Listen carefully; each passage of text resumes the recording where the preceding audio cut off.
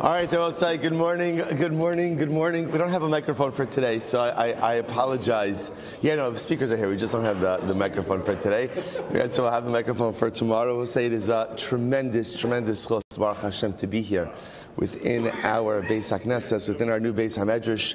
Such a tremendous chos, Baruch Hashem, and such a beautiful, first Daf Yomi shir ever in this new and beautiful and incredible space. So, as I spoke about yesterday, I know that the coming days will be filled with changes, and changes are beautiful, changes are incredible because they open the door for so many beautiful and incredible opportunities. Amongst the changes, I want to just set everybody's expectations is, we were davening in the old shul, there was a lot of extra space. So here, in we're going to be utilizing every seat. So I feel like a Southwest, please do not put your personal luggage on the middle seat in an offer today.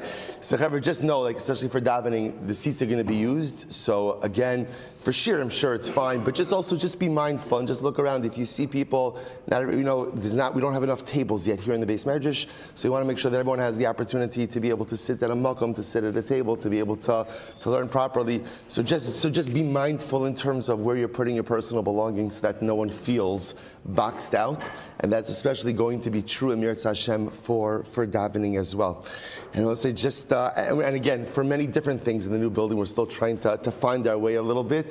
So certain things may not be fully set up, certain things may have to pivot a little bit. So I apologize in advance for any turbulence that may occur over the course of this move. But Baruch Hashem, what a zechus it is to be able to be here in such a holy and beautiful, magnificent place. Also, as you can see, our Sfarim are not in yet because today they're putting in the Aron Kodesh, so everything's going to get a little bit dusty and probably moved around again.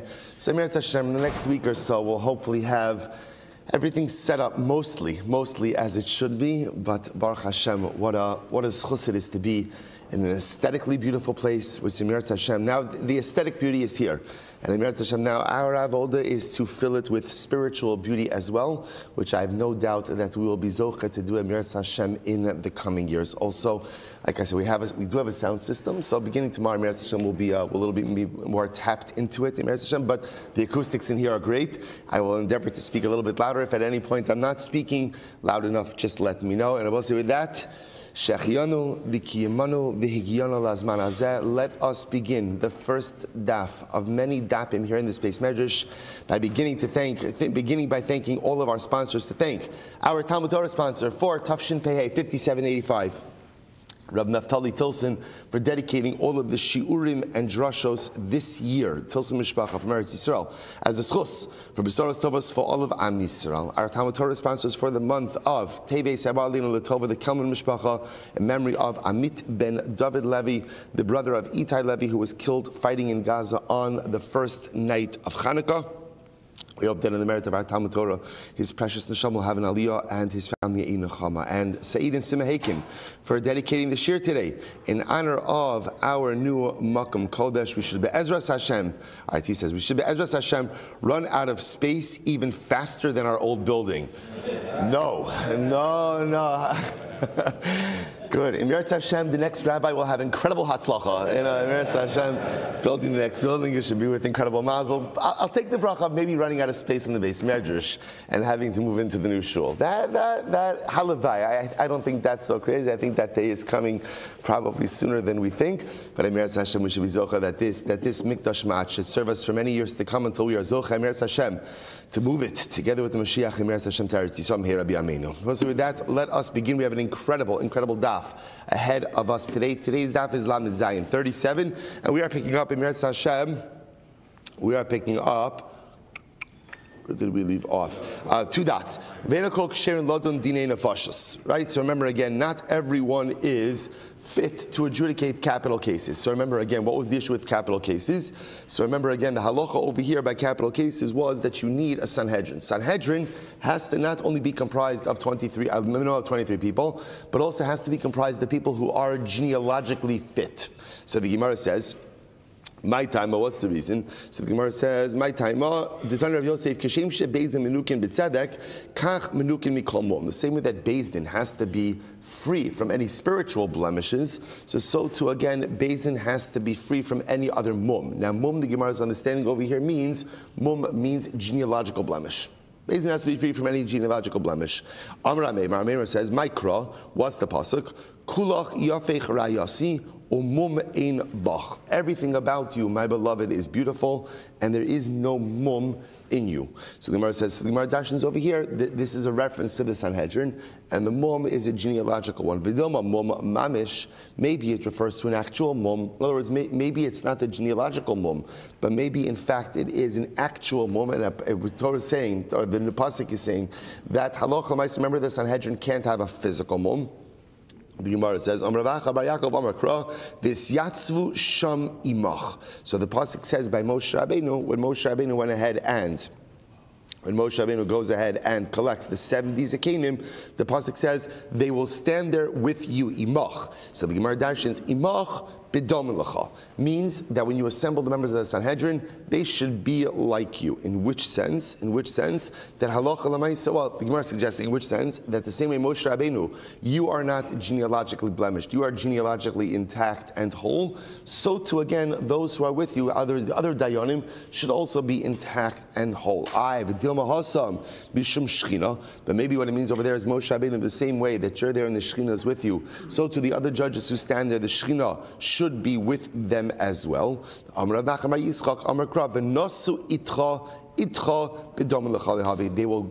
will shoulder the responsibility with you, with those who are compared to you, meaning Moshe Rabbeinu, you are genealogically intact. So too, again, those who go ahead and adjudicate with you should also be genealogically intact. Again, I will say, so an incredible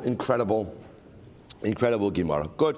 So therefore, again, that's the raya. Therefore, dinei nefashis for capital cases. Halacha l'maisa. Again, we have to have people who are genealogically unblemished. Beautiful. Says the Mishnah. Sanhedrin haisa kechatzi goren agula. So we'll say it's really a beautiful Gemara. The Sanhedrin sat in a semicircle. So the Gemara says, the Mishnah says, Kadesh roen zeh, in order that they would be able to see each other, right? You want the members of the Sanhedrin, when they deliberate, to be able to see each other. So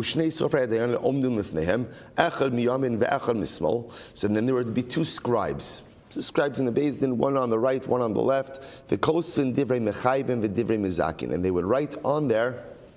They would record. They were the court scribes. They were the stenographers, and as the stenographers, they recorded everything that happened in the proceedings. Rabbi, and they would write the opinion of the judges who were looking to exonerate, and the opinion of the judges who were looking to find guilty. Rabbi Huda says shlosha. There would actually be three stenographers. Echad kosev divrei hamazakin. So one would go ahead and write the opinions of the exonerators. Ve'echad kosev divrei hamachayvin. And one would write the words of the indictors, we'll call it. Vashlishi kosev divrei hamazakin v'divrei hamachayvin. The third stenographer, interestingly enough, would record all of the opinions, right? So you had one who was dedicated to the opinions of the exonerators, one to the opinion of the indictors, and then one who was kind of collecting all of the information as a whole. So we have like a backup. Good. So we'll say, by the way, it's interesting that if you take a look at Rashi says over here, Shlosha, Havu Shemitoch Torah Chatamim Shiyar Ba'aleim Yitu B'davar, Ela Echad Kosev Divrei HaMazakin Ve'echad Kosev Divrei HaMachayvin, Ve'agimel Kosev Divrei Kulam, Umitoch Shein Torah Rav Aleim Lo Yiktziru B'davar, V'im Yite Echa Mehem Yochiach Ksav Shal Shlishi. So we'll say, so it's interesting. So this way, again, we want to make sure that we have accurate court records. So how do you do that? So again, if you have one guy focusing on one opinion, one school of opinion, the other focusing on the other school of opinion, and then a third party kind of taking everything into account. So halacha l'maisa, again, between all of them, we will have a complete record for the Bezdin. Top of Lamed Zayin, 37a. The Shalosh Shuros. Shel Talmidei Chachamim Yoshin Lifneim. There were 3 rows of Talmidei Chachamim who were in front of the basin. So just you can imagine, right? So the basin is seated in a semicircle, and in front of them 3 rows of Talmidim. So the Gemara says, Kol echad ve'echad makiras makomo. Now, interestingly enough, we'll see Rashi says over here, Shalosh Shuros. Rashi says, Kol echad kaminyan Sanhedrin eser mishlosha. Each row had 23 students in it. The Gemara says, and the idea over here is these rows were kind of like the Sanhedrin.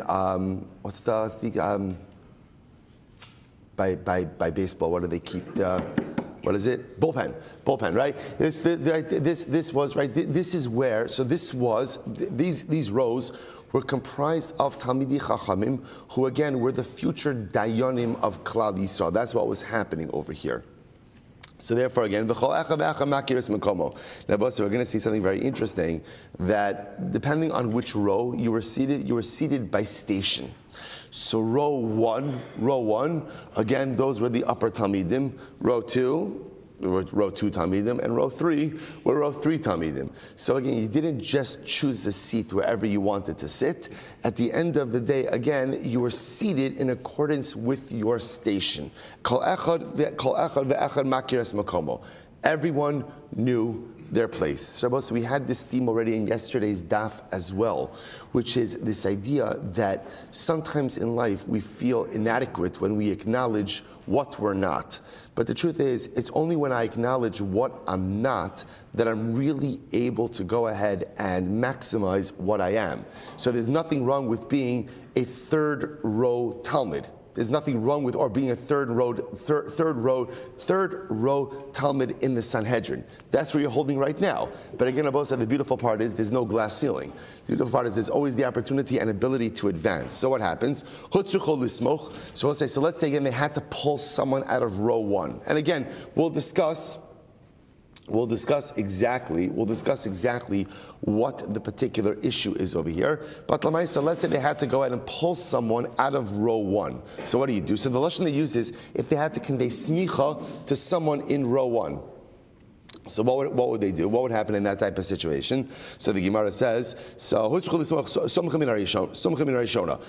so if you have to, so in other words, let's say Beis Din now, the Sanhedrin needs another dayan. Where do you pull the other dayan from? Row 1. That's where the dayan comes from. So the Gemara says, so what happens after now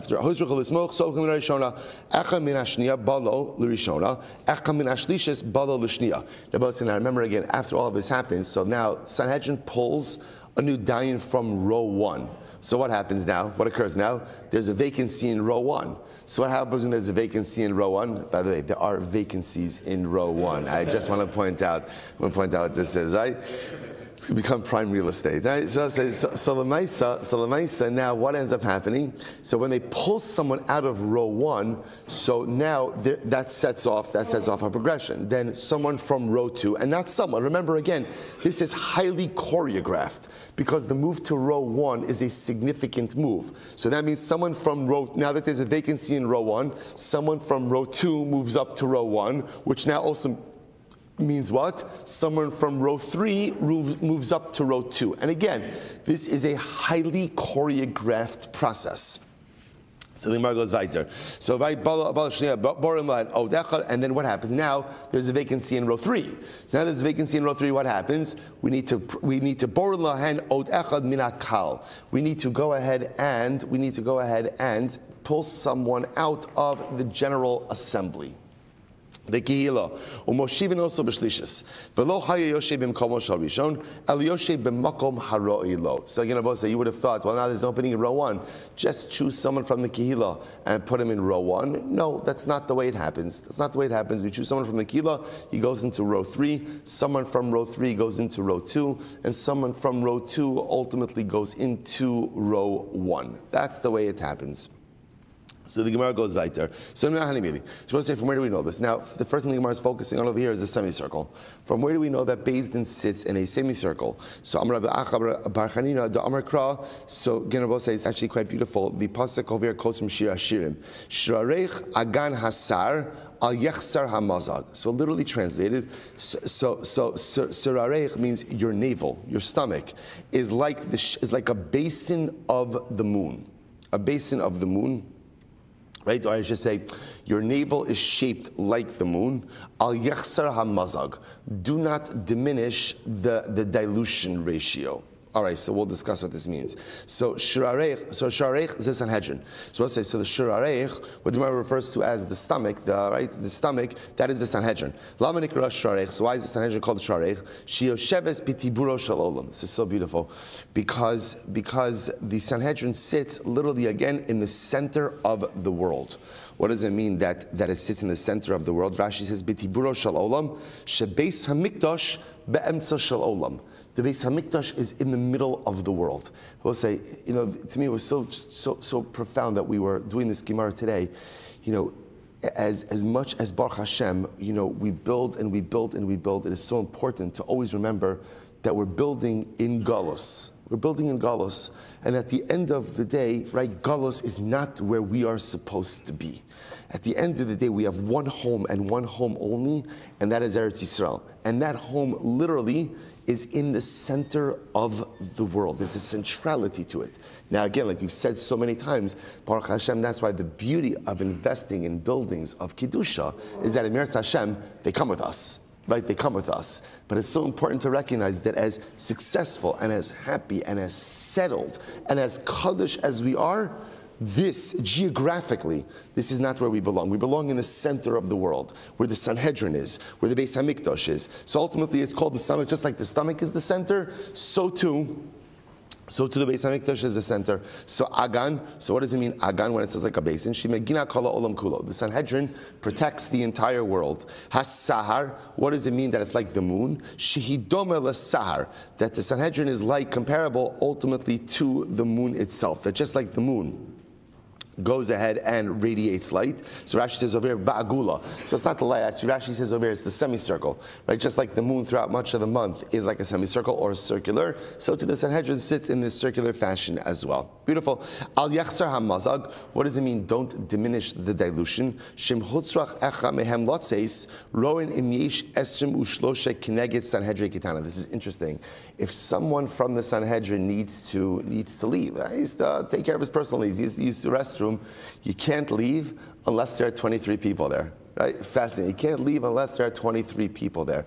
So we'll say, by the way, think about that. Like, right? So I'm sorry. Yes, so again, can you imagine someone say you're a member of the Sanhedrin, you need to go to the bathroom? If there are 23 people there, you can go to the bathroom. If there are 23 people there, you can't go to the bathroom. You gotta wait till someone comes in. What's the Pshat Rabbi saying? It's incredible. What does it take to be a member of the Sanhedrin? Let's take a member of the Sanhedrin. What does it take in general when we have leadership positions? Achrayas. Achrayas, what were we going to say? Strong bladder? Yeah. Strong bladder, yeah, strong bladder. Yeah, strong.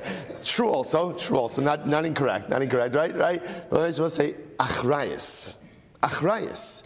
So I will say, so often in life, right, we do stuff, and like if it doesn't get done, it doesn't get done, or someone else will do it. So I'll say, what does it mean to be a member of the Sanhedrin? What does it mean to be a person who has leadership responsibility? Achrayas. The buck stops with you. If you are a member of the Sanhedrin, you have an achrayas towards Klal Yisrael. The achrayas doesn't take a break. There's never a break. And by the way, if you need a break because you have to go to the bathroom, no problem. You can take your break as long as what? There's someone else who's standing in for you for the couple of minutes that you're going to be gone.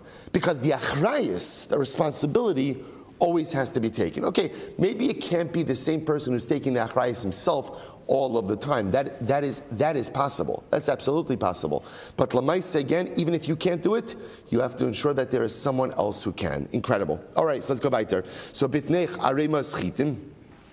So it says beautiful. So another pasuk that refers to the Sanhedrin, your stomach is like a pile of wheat. Now, again, I'll say, so this is all Shlomo HaMelech and Shira Shirim, which is supposed to be this love ballad between Klal Yisrael and HaKadosh Baruch Hu. So your stomach is like a pile of wheat. What does that mean? Just like a pile of wheat, everyone gets benefit from it. Sanhedrin also, everyone benefits from their reasoning, right? When the Sanhedrin espouses the reasoning for their particular rulings, so everyone benefits from that. Next, Suga Bashoshanim. What does it mean when it says like a row of or like a fence of roses? This is beautiful. Shafilu kisuga shel shoshanam lo yifrutzu bahen paratzos. Klal Yisrael wants to do the right thing. And even if there is not a strong protective barrier, even if all there is a barrier of roses. Now we'll say, now bepashtos, a barrier of roses is in general not a very significant barrier. So halacha l'maisa, Klal Yisrael is so diligent and vigilant and loving of HaKadosh Baruch Hu's words. I don't need a whole protective wall to keep me from sinning. All I need is what? All I need is a little row of roses to go ahead and keep me from committing averos, and I'll respect that. So beautiful. So we'll say it's beautiful, incredible. Listen to this. This certain min, right? This min means someone who's a heretic, doesn't believe. So a guy who's a min once said to Rav Kahana, Amrisa, Nida Shari Liyachuda Bahade Gavra. So listen to this. He said, I heard you Jews, right? That when a woman is in Nida, she's allowed to be alone with her husband. But how does the halacha allow for a woman who's in Nida to be alone with her husband? After all, Efshar Eish Ben'uras Ve'eno Mehav Heves, could fire take hold and it doesn't consume? Meaning, in other words, what this guy was asking from Rav Kahana was that aren't we concerned, right? Aren't we concerned that halacha l'maisa, if a man is alone with his wife who is in nida, that they're going to go ahead and come to sin?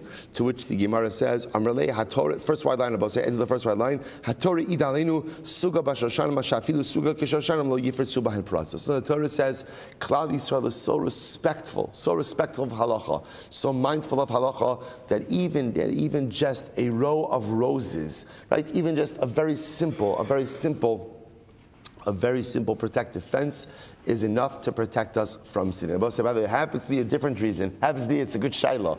Right? There is an Isser Yichud, like we learned about the Isser Yichud. So if there's an Isser Yichud, which means a man is not allowed to be alone with any woman who is an erva to him, how is a man allowed to be alone with his wife when she is a nida? It's a good shaila. The Gemara asks the shaila, and the answer is pas besalo, literally again, bread in the basket. This idea that since a husband knows that his wife is going to become mutter to him, permitted to him, and not so long from now, he's able to control himself and restrain himself in the right way. Okay, incredible. Reish Lakish says from here, Kepelach harimon rakasech. This is beautiful. The pasuk says, like a section of the pomegranate are your temples. Rakasech means your temples. The Gemara directions it, afilu reikanim shebach malei mitzvos karimon. A little bit of a play on words. Even the reikanim, even those who are empty, ultimately again are filled with mitzvos like a rimon. Rabbi Zera says from here, Vayarach esriach begadav. Pasuk says again that literally Yitzchak Avinu smelled the clothing of Yaakov. This is when Yaakov came in pretending to be Esav. So he smelled the scent of his clothing. So Gemara says, Al tikri begadav ela bogdav. Don't read it as begadav, his clothing, rather read it as bogdav, those who rebel against him. What does that mean? About say this is so beautiful. Even those who rebel against HaKadosh Baruch Hu have a beautiful scent. Meaning, even people who commit averos still have so much good associated with them. An incredibly profound and important yesod. Hano Biryonis, Gemara tells a story. I will say I have a certain group of Biryonim. Biryonim are, we translate them as like no good nicks, and that's not exact translation, but you understand, right? A group of guys who are really not doing the right thing. So there were these Biryonim, and again, really like usually Rashi comments over here. Baryoni pritzim, lashaburim. So often it can mean immoral people, very unrefined chevra. So Hana Baryoni, the Havi Bishu says Rabbi Zera. So we'll say, so there was this group of Baryonim who lived in the neighborhood of Rabbi Zera. Listen to this. And Rabbi Zera was makarev them. So beautiful. Rabbi Zera was makarev them. Rabbi Zera felt, why should you write anyone off? So he went out of his way to makarev this chevra. So kihechi din ahadjelu b'tiyufta. Why? He thought, if I keep them close, they'll do tshuva.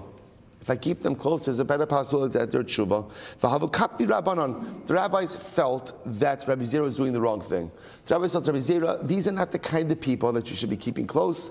These are the kind of people you should write off. Write them off. What happens? Kinach nafshet Rabbi Zera, and Rabbi Zera died. Amri, so listen to this. These Bayonim, listen to this, what I said. These Bayonim said, Ata idna hava charicha katan sake da have bain alei rachame. So until now, the man with the short singed legs, that's how they referred to Rabbi Zera. So I'll say this was a story. Remember again, we saw Rashi points out the story. Rabbi Zera wanted to test his piety to see if he was holding on the right level. He went and he sat in an oven, and it turns out that his legs got singed. So he was known as the man with the singed. There's more to the story than that, but for our purpose today, that's it. So again, he was known as the man with the singed legs. So when Rabbi Zera died, these Bayonim said, up until now, Rabbi Zera was always davening for us. He was always advocating for us. He was always taking care of us. So the Gemara says, Hashta man ba'i alei rachami. Now, who is going to advocate for us? Who's going to daven for us?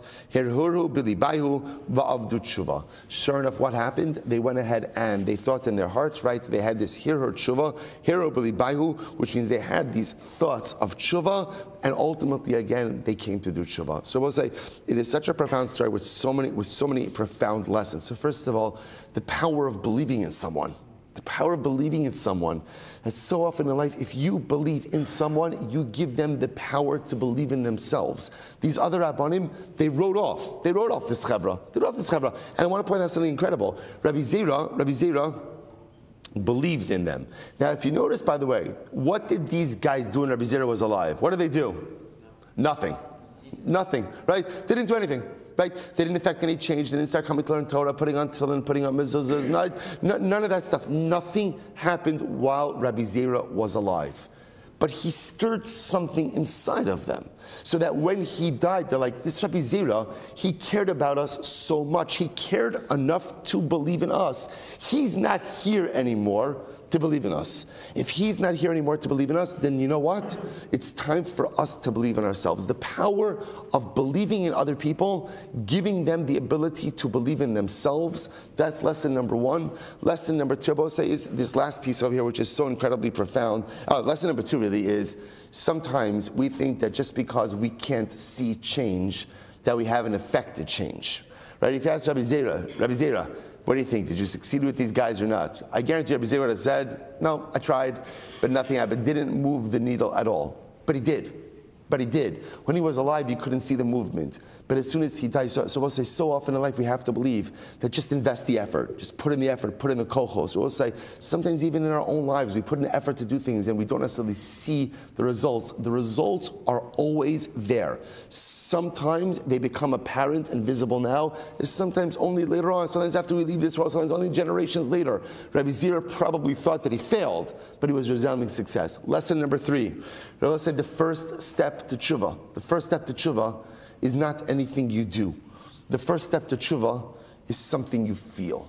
Rabbi Soloveitchik writes about this. Rav Gifter, Zecher Tzadik Levrach, tells Rosh Shiva, has a small sefer called Hirhure Tshuva, where he writes right around the Rambam Hilchos Tshuva, and he writes about this idea of Hirhur Tshuva. Hirhur Tshuva, let's say, is that moment in life. That moment in life where you take a step back and you say to yourself, I want to live differently. How, what, where, that I'm not sure about. But I know that I want things to be different. Did I change anything in my life? Not a thing. Right? Did anything alter? Not at all. But here, I know that I want something to be different. And I both say, I was thinking about this last night. I was looking at the daf, and actually, Ara was making the coffee. We had we had like the daf Yomi team over here late at night. I was making the coffee, I was preparing the daf.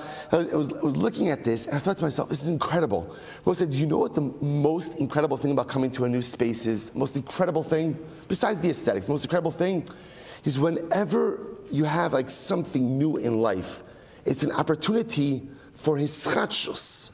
It's an opportunity for renewal. In other words, there's something new happening over here. So now I could do something new as well. And again, all of us have something we have to change in life. And I will say, but like, it's an opportunity to say, okay, life as I knew it came to a stop. Now there's something new. So what do I want to do with this newness? And today, I think is a profound day of hirhur. Maybe I want to do something differently in my learning. Maybe I want to do something different in my davening. Maybe I want to do something different in my ben adam l'chaver. I don't know, whatever it is.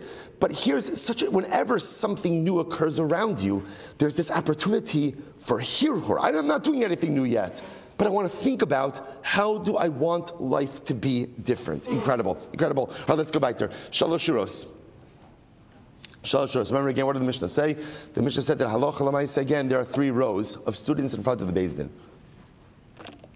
So the Mishnah says, Am Rabbi, Shema mina, naidi, kulhu naidi. Then the Rabbi will say, what do you see from here? When one person moves, everyone moves. Right? Why? Because what ends up happening, when they pull a student out of the first row, what happens? Someone from row number 2 goes to row number 1. Someone from row number 3 goes to row number 2. And then someone from the kihila comes to row. So you see from here that whenever one person makes movement, everybody makes movement. By the way, another tremendous Musar Haskell. Right? Echad ki naidi, kulu naidi. I would say, never underestimate the power of your hirhur and the power of your movement on other people. When people see you move, they are inspired to do the same. People see you push yourself. People see you take on more. People see you be mechadesh. They want to do the same. When one moves, we all move. So we'll say, one second, here's the issue. So we'll say, remember again, not only did it matter which row you were in, but apparently there were also rankings on where in the row, right? On one end, right, there was a front and the back of the row. So like being in front of the row was very chashuv, being in back of the row was not as chashuv. So here's the problem. So imagine the following scenario, right? They pull someone from row 1, which means now someone from row 2 comes into row 1, and not just someone. Remember, it's like a conveyor belt. Who comes from row 2 into row 1? The first guy in the row of row 2 comes to row 1. But where does he come on row 1? Where does he come on row 1? He comes to the back of the row, or the end of the row on row 1. So row 2 guy says, listen, you know what? I think I'd rather be a big fish in a little pond. Like, in other words, that at the end of the day, I was a rowhead. Chevra, you know what it means to be a rowhead? Like, that's like big stuff. So I was the rowhead in row number 2. Now what am I? Now I'm the guy in row number 1. I'm the end of the row number 1.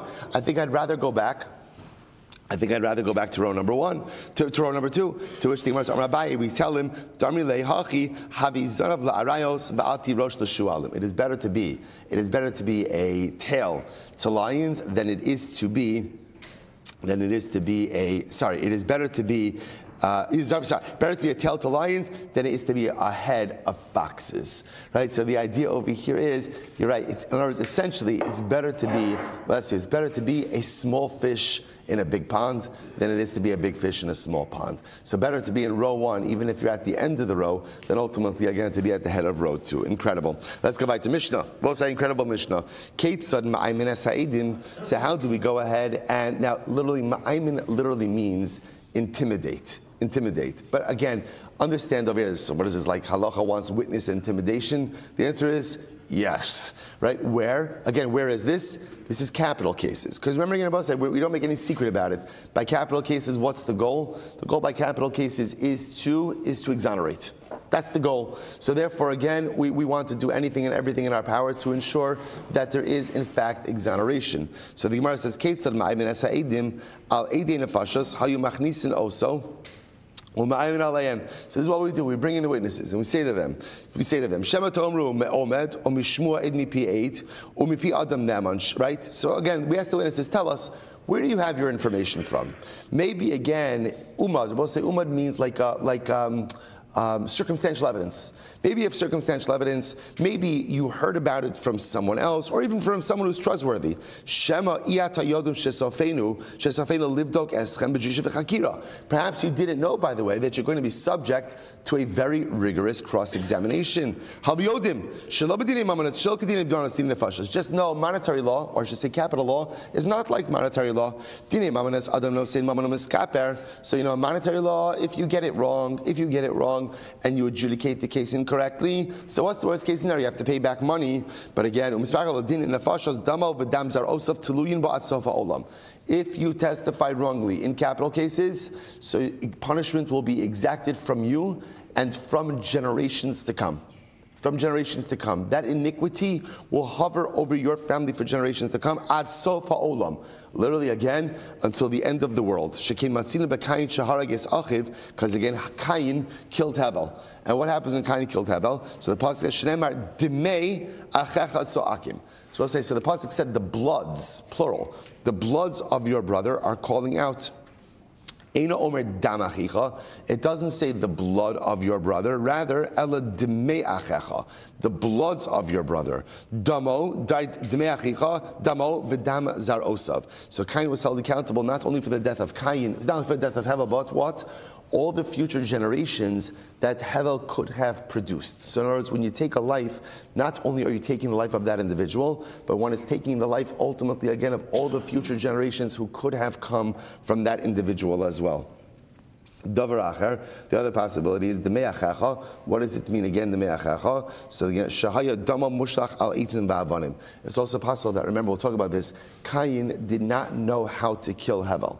As such, in other words, because no one ever took life before, as such, he struck him multiple times. So unfortunately, Hevel's blood was everywhere. That's why the Torah used lashon of dimei, plural.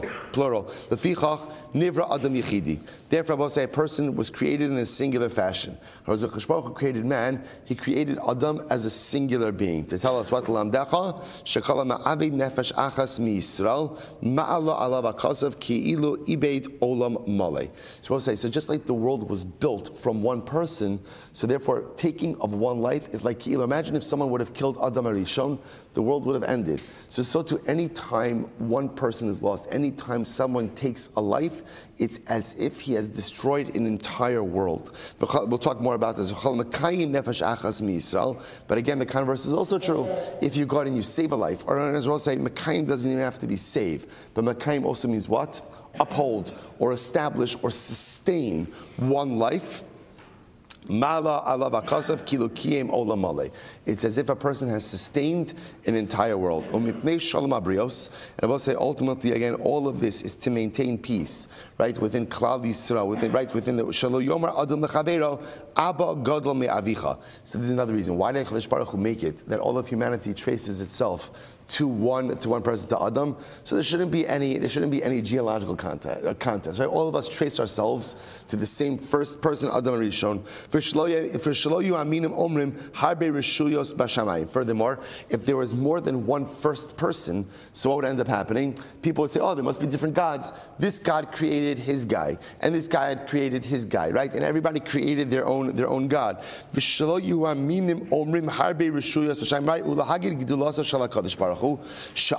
to this, and also to tell us the greatness of HaKadosh Baruch Hu. Sha'adam tovea kama matbeos b'chosem echad kulan dome zelazeh. You know, if a person wants to mint a coin, so what could happen?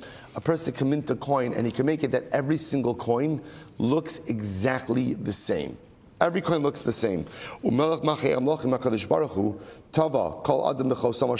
Yet all men are created in the image of Adam. Right? Adam was the first man, is the model. Some are created in the image of Adam.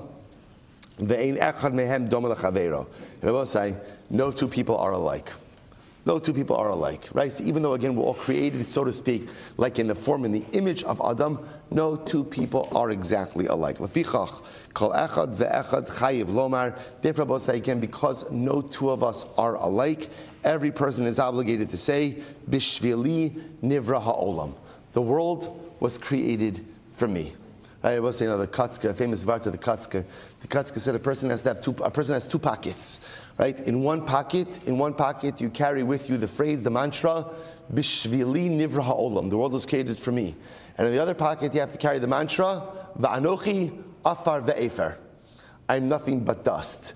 Katzker says, I will say, this is the two pockets of the Yid. On one hand, again, I know, right, the world was created for me. In other words, we'll say, if I am alive, that means the world needs me. If I'm here, that means somehow humanity needs me, the world needs me. Maybe not lav dafka to discover a cure for illness, but I'm here for something. I mean, there is no such thing as purposeless life. So, kol olam nivra b'shvili, the world was created for me, not to serve me. The world was created for me to do something of tremendous significance. But that could unfortunately create a tremendous sense of gaiva as well. And therefore, on the other pocket, what do you have to have? Anochi afar ve'efar. I come from dust, and ultimately, again, I go back to dust. Incredible. V'shema tomru, as well as I say, now remember, so I just want to point out, by the way, you could totally lose yourself, like in a Mishnah like this, right? What is this about? So now, what was the point of this entire discussion? The point of this was to go ahead and intimidate the witnesses. So now it says the Gemara, V'shema tomru amud beis, V'shema tomru amud beis, V'ma lanu l'tzara hazos. So the witnesses, can you imagine? You're a witness in Beis Din. What are you going to say to yourself? What are you going to say afterwards? You say, you know what? Forget it. Right? Good job. Right? Good job. I'm out. Right? In other words, what do I need this for at all? So the Gemara says, "V'halo kvar ne'amar v'hu eid o ra'ah o yada im lo yagid." So no, it's not so pashut. Because if you have testimony, ultimately again you have an obligation to share it. V'shema tomru, ma lona locha b'damo shalzeh, v'alo kvar ne'amar be'ibud r'shamrina. Similarly, again, also there is also a mitzvah to wipe out the wicked. So in other words, if a person is guilty, a person is culpable, ultimately, again, there is reason to go ahead and wipe out the wicked as well. So again, you could do such a good job at intimidation that no one wants to go ahead and participate in anything. That's why we remind them, first of all, testimony is an obligation, is a responsibility. So make sure to do your testimony. Furthermore, halacha l'maisa, there is a mitzvah to remove evil from this world. Which will say is a tremendous musar haskell. Sometimes in life, when something becomes too difficult, we're like, what do I need this for? What do I need this for? We'll say, that's not how life works. If there's a responsibility, there's a responsibility. Just because it's difficult does not give me the right to absent myself from that dramatic responsibility. See, right, giving testimony, it's hard. There's a tremendous, you might be wrong. But again, just because it's hard and difficult doesn't mean you're allowed to walk away. Incredible. Tana Abanon. So we'll say, let's go. Kate Sad Muhammad. So what does it mean? Right? One of the things we ask the witnesses is it possible that you didn't really see Reuven kill Shimon, but rather, again, you're kind of basing your testimony on circumstantial evidence? The Gemara says, what's an example of circumstantial evidence? Says the Gemara, Omer lahen, shema kach re'isem, maybe you saw the following scenario. Sharatz achar chaver l'chorba, ve'ratztem acharav, umatzasam sayif biyado, v'dam metaftei, v'harag mefarfer, im kach re'isem, lo re'isem. This is incredible. So listen to this. Imagine the following scenario. I see Reuven running after Shimon, right? So I see Reuven running after Shimon, so I run after Reuven, and I walk in, and Reuven and Shimon are in an isolated place. What happens? Shimon's on the floor dying because someone stabbed him.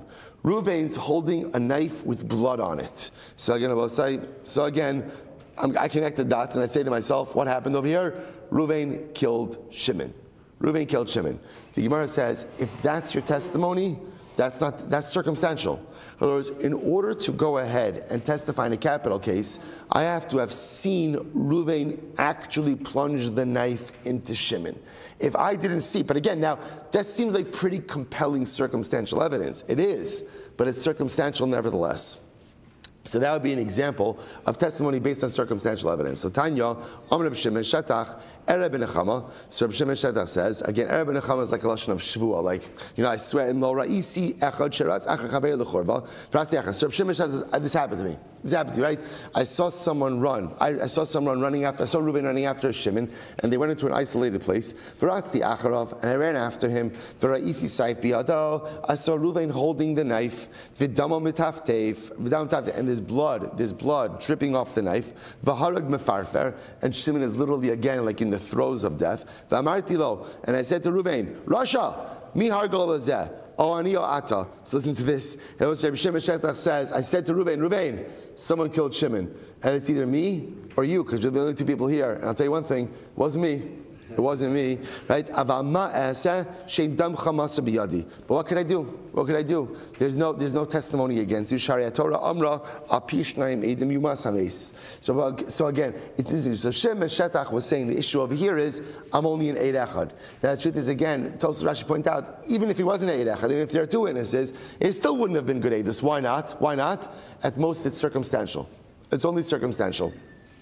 But nevertheless, Hayodea Machshavos Yipara Me'osa Isha Harages Chavero. But again, HaKadosh Baruch Hu, who knows the thoughts of man, should ultimately again go ahead and collect payment. Should punish Ruvain if you went ahead and you killed Shimon. Amru lo zazim misham at sheba nachash v'kishu meis. They literally again, it didn't even move away until a snake came along. A snake came along and went ahead and bit Ruvain, and he died. So the Gemara says, and here's what's interesting. But why would he die by snake bite? Why would Ruvain die by snake bite? After all, V'amar Rav Yosef, v'chein tani d'vei Chizkiya, miyom shecharav beis hamikdash, af al pi shebat la Sanhedrin arba misos lo batlu. From the day that the Beis Hamikdash was destroyed, even though again there is no Sanhedrin, so because there's no Sanhedrin, there's no dalad misos, right? There are no death penalties, but yet again the death penalties, the arba misos, are not nullified. They still apply. Somebody says, "Lo batl of habat." That's not true. They don't apply. There's no basin to carry them out. So that is incredible. Ella din arba misas lo batl. So it's an incredible gemara. What it means is that sometimes if a person is chayiv one of the death penalties that Sanhedrin normally carry out, so the HaKadosh Baruch Hu carries them out in different ways. For example, mishin is chayiv skila. If somebody did something that would warrant skila, so what happens to such a person? So o nofel min agag o chayav darsaso. He falls off a roof, or he is trampled upon by a wild animal. So we'll say this is skila-like, because the way skila was done is first you were thrown off a roof, and then if the fall didn't kill you, then ultimately again, they would stone you afterwards. So Mishnah is chayv streifa. If somebody is chayv streifa, right, streifa would normally be done again through molten lead being well, we're going to talk about all of this being poured down the throat of the individual. O nofel b'dleika. O nachash makisho. Either you die in a fire, or ultimately again a snake bites you. So we see that a snake bite, the what do you call it? The venom. Thank you. The venom is equivalent to sreifa. Sreifa. So Mishnah is, the Gemara says, oh no, Mishnah is chayv hariga. If somebody was chayv hariga, right? So the Gemara says, oh nimsar lamalchus, they'll be given over to the monarchy, which would normally be beheading. Oh listin ba'in alav. Oh, they would be killed by listin. Mishnah is chayv chanek, someone who's chayv for strangulation. Oh toveh benar, he drowns. Or meis b'sirchoni, or he dies of sirchoni. Both say sirchoni was this disease where the airway constricted. So both say, so what do you see from here? What do you see from here? That even though there's no Sanhedrin, HaKadosh Baruch Hu finds ways to bring about the daled misos based in. Both say, now the point over here is, if Reuben indeed killed Shimon, the punishment for that ultimately again would be Cherev, would be beheading. So the might say, why did he die by snake bite, which is streifa? Amri ahu chet achrisi havabei. Apparently, Reuven had a lot of problems, right? Murder wasn't his only big thing. He had other averos that he was chayiv for, and those other averos carried a penalty of streifa. Streifa is considered to be one of the more chomer forms of execution. The Amar Mar Mishan is chayiv shtei misos based in nida b'chamura. Because also we learned that in general, if somebody is chayiv 2 different forms of execution by Beis Din, he is given the more severe of the 2. So apparently this guy was chayiv streifa and cherev, and therefore halacha l'maisa again he was killed by the streifa. Incredible. Let's go right there. Bedini nefash. The Gemara says me'omed. Now it's interesting about saying it's only by capital cases that we do not adjudicate based on circumstantial evidence. But it sounds like over here that in monetary cases we would adjudicate based on circumstantial evidence. So what's going on over here? So the Gemara says as follows. So the Gemara says Kiman Krabi Acha. So Krabi Acha. We'll say, by the way, the chaver coming in for davening, you don't have to send them back. Feel free to take seats. There's plenty of seats by the tables. Make yourself comfortable.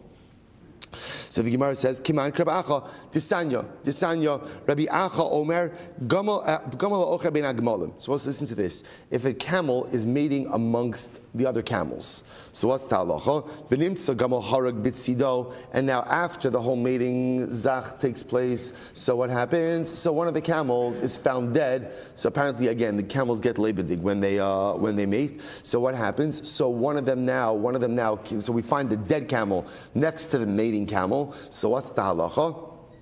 So the Gemara says, "Biyadua shezeh hargo." We know that the mating camel must have killed the other camels, right? Because again, camels could get lebedig.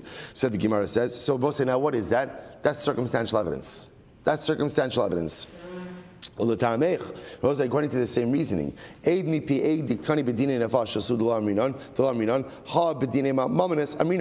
using that same logic, right? If one witness hears from another witness, right? So halacha again, remember, we just said also aid mi pi aid, which means one witness hears from another witness. So that doesn't work by dinei nefashos, but bepashos would that work by dinei mamanis? So the Gemara says, "Zavahatnan im amar hu amar li shani chayev lo ish ploni amar li shu chayev lo amar klum." Lo Amar Klum. So the Gemara says, so yet again, if halacha ma'aseh by dinei mamanis, right? We come and I say, you know what? Ruvain told me that he's chayiv $1,000 to Shimon, right? Or someone told me that Ruvain's chayiv to Shimon $1,000. What's the halacha? So the Gemara says, Lo Amar Klum. Such a statement is meaningless. Ad yomer befanenu hodelo shu chayiv lo masayim zuz. The only time the testimony is going to be meaningful is if Ruvain says in front of witnesses, I am chayiv to Shimon 200 zuz. So you see from here the aid BP8 doesn't work. Alma afagav de pasili b'dinei mamanis amina luhu b'dinei nefashos. So we'll say, here's what's interesting. You're right. All the Gemara is suggesting over here is there are certain disqualifications by dinei mamanis. I'm sorry, certain disqualifications by dinei nefashos that apply also by dinei mamanis. Just the derech of the Mishnah is to state certain things explicitly by dinei nefashos and not by dinei mamanis. So, for example, aid mi pi aid is explicitly stated that it doesn't work by dinei nefashos, but it also doesn't work by dinei mamanis. Hachanami afagav depsil dinei mamanis amrina luhu b'dinei nefashos. We'll say so too over here that Allah l'maisa, even though it's true that even circumstantial evidence may not work by dinei mamanis, but yet the Mishnah feels compelled to explicitly state it by dinei nefashos. So we'll stop over here today. We went a little fast at the end. Much more about this tomorrow. We'll say shkoyach again. Chevra coming in. There's plenty of room. There are seats in the tables. Plenty of open spaces. Make yourself good. Sit by in a proper makom. Chevra, make sure that your stuff is not taking up any additional spaces. One last housekeeping announcement. And I apologize for this. I know it might sound a little bit petty. Just a request. Baruch Hashem, thank you to Ari Lerner for getting lids for the cups. Lids for the cups. Just feel free if you'd like an extra insurance policy. If you'd like to use a lid, we would love to have you use them. Again, they're in the kitchen right by the cups as well. Shkayach, everyone. Yeah, we can get you a loose lid. All right, have on Zoom. Shkayach, everyone. Shkayach, everyone.